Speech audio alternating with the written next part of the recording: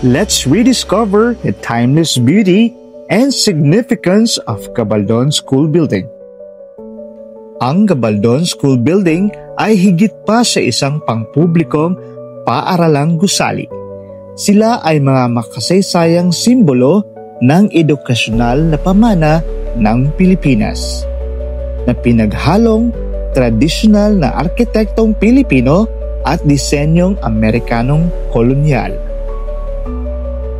Ang pangalang Gabaldon ay hinango kay Congressman Isauro Gabaldon, isang dating kongresista mula sa Nueva Ecija.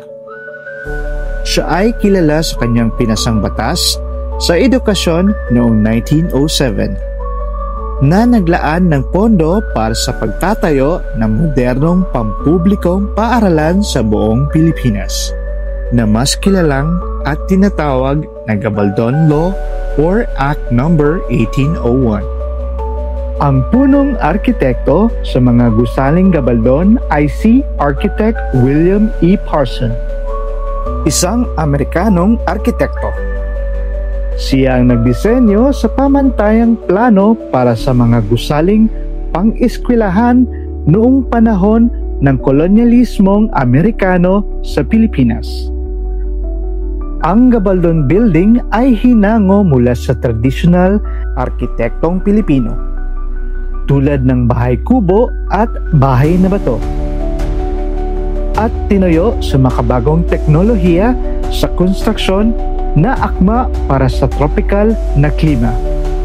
Ang mga disenyo ni Architect Parsons ay nakaangat na sahig, malalaking bintanang gawa sa kapis, matataas na kisame at malalapad na bubong, at iba pang elemento upang mapabuti ang ventilasyon at natural na liwanag.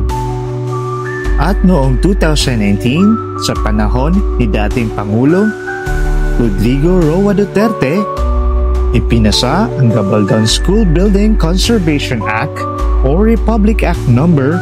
11194 para protektahan, ayusin at pondohan ang konserbasyon ng mga makasaysayang gusaling ito.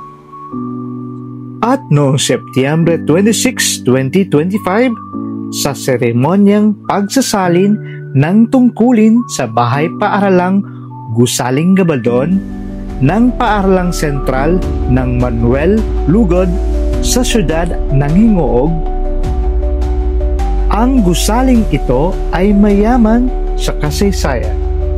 Itinayo noong 1919, ang gusaling ito sa Paaralang Sentral ng Manuel Lugod ay simbolo ng patuloy na restorasyon sa buong bansa ng Gabaldon Building na pinangungunahan ng Kagawaran ng Edukasyon.